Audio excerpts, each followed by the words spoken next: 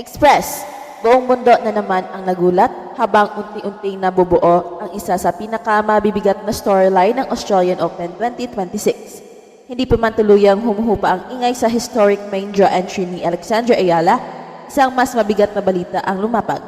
Kung malalampasan ng Pinay star ang round 1 hurdle, isang death match agad ang naghihintay sa round 2. Ayon sa official na draw na inilabas noong January 15, 2026, posibleng makaharap ni Ayala ang Czech superstar and world number 20 na si Karolina Muchova, isang dating Grand Slam finalist at isa sa pinakakumpletong manlalaro sa buong WTA Tour.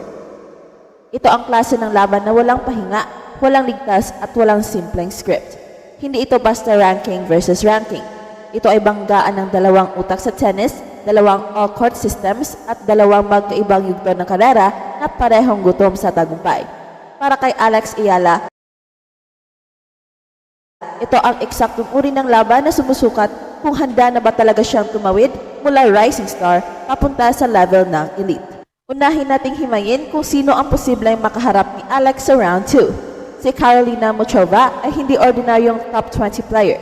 Isa siyang dating world number 8, French Open finalist and Australian Open semi-finalist. Isang resume na bihirang-bihira sa kasalukuyang field. Kilala siya sa bansag na The Magician dahil sa lawak ng kanyang arsenal. Slices na pumapatay ng rhythm, drop shots na parang chess moves, solid net play, and court awareness na kayang basagin ang kahit pinakamalakas na baseline game. Hindi siya umaasa sa brute force. Umaasa siya sa talino, timing, at pagbabasa ng laro. Kung si Aryna Sabalenka ay simbolo ng raw power, si Muchova naman ang representation ng control and creativity. Sa bawat rally, may bitag siyang inilalatag. Sa bawat palo, may intention. Kahit hindi katakataka kung bakit naging bagungot siya ng maraming top players sa mga nakaraang taon. Pero sa kabilang panig ng net, hindi na rin basta-basta ang makakaharap niya. Si Alexandra Ayala ay papasok sa posibleng round 2 na may dalang career high world number 43 ranking. Isang milestone na official ng magiging record ng Philippine tennis. Sa edad na 20, si Alex ay hindi na lang isang prospect. Isa na siyang player na may momentum, may kumpiyansa at may patunay. Sa nakalipas na season, dinalo na niya ang mga big names tulad ni Donna Vekic, Jelena Ostapenko at nakipagsabayan kay Iga Swiatek sa pinakamalalaking entablado. Ito ang dahilan kung bakit tinatawag ang matchup na ito bilang basagan ng mukha. Hindi dahil sa pisikal na banggaan, kundi dahil sa mental and tactical warfare na magaganap. Pareho silang all-court players. Pareho silang kayang mag-adjust sa gitna ng laban. Pareho silang hindi umaasa sa isang uri ng palo lang. Ang mangyayari dito ay mahahabang rallies, palitan ng slice and topspin, bigla ang drop shots at tuloy-tuloy na pagbabasa kung sino ang unang mawawalan ng pasensya. Sa papel, malinaw na may edge si Muchova sa karanasan. May Grand Slam finals na siya, maraming deep runs at mas matagal na exposure sa pressure ng top-level tennis. Pero sa kabilang banda, may hawak si Alex na sandatang hindi nabibili. Youthful energy, fearless mindset, at kasalukuyang form na arguably isa sa pinakamainit sa kanyang karera.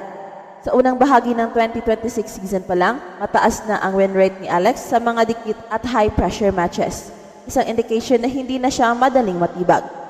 Mahalagang tandaan na ang laban na ito ay hindi lamang tungkol sa panalo o talo. Ito ay litmus test. Ito ang klase ng laban na magpapakita kung handa na bang makipagsabayan si Alex sa top 20 on a consistent basis.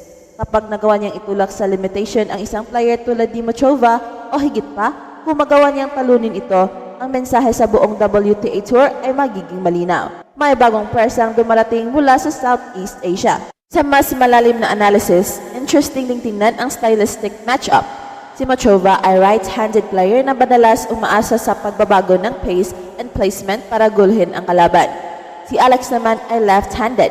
May heavy spin forehand at may natural na advantage sa cross-court exchanges laban sa backhand ng mga right-handed opponents. Ang ganitong detalye ang madalas nagiging turning point sa high-level matches. Dagdag pa rito, may isang factor na hindi pwedeng balewalain: physical condition. Sa mga nakaraang taon, ilang beses nang nakaranas ng injury setback si Muchova, mula pulso hanggang likod. Bagamat bumalik siya sa solid form, ang matinding init and intensity ng Melbourne ay kilalang sumusubok kahit sa pinakamatibay na katawan. Si Alex sa kabilang banda ay nasa peak physical condition, produkto ng matinding training sa Rafael Nadal Academy. Kapag humaba ang laban at umabot sa 3 sets, maaaring pumasok sa usapan ang stamina and recovery. Isa ring mahalagang aspeto ang mental momentum. Papasok si Alex sa posibleng round 2 na walang mabigat na pressure. Ang kanyang ranking drop ay secure na. Ang main draw debut ay isa ng panalo. Samantalang si Muchova bilang top 20 player ang may dalang expectation. Isang pressure na minsan ay nagiging pabigat sa ganitong klaseng laban. Sa Express Info perspective, malinaw na ang round 2 matchup na ito ay isa sa mga pinakaabangang potential clashes ng torneo. Hindi simpleng upset watch. Isa itong strategic showdown na maaaring magdikta ng direction ng karera ni Alex Ayala sa susunod na mga buwan. Ang panalo nito ay hindi lang dagdag puntos. Ito ay statement win. Sa huli, ang tanong ay hindi lang, kaya bang talunin ni Alex si Muchova? Ang mas mahalagang tanong, kaya bang makipagsabayan ni Alex sa ganitong antas, mentally, physically, and tactically?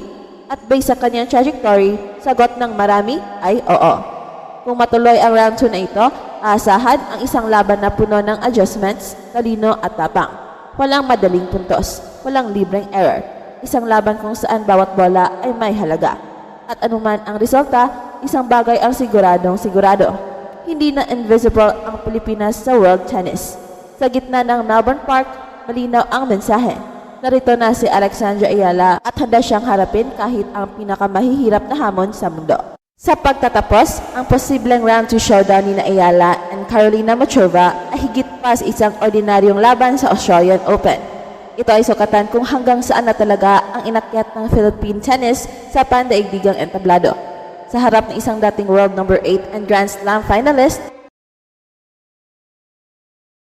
masusubok hindi lang ang palo ni Alex kundi ang kanyang maturity, composure at kakayahang mag-adjust laban sa isang elite tactician. Para kay Alex, ang laban na ito ay walang talo. Ang mismong pagharap sa isang top 20 player sa main draw ng Australian Open ay patunay na hindi na siya basta underdog. Bitbit niya ang momentum ng career high ranking, ang kumpiyansa mula sa sunod-sunod na panalo at ang lakas ng isang bansang unti-unting muling naniniwala.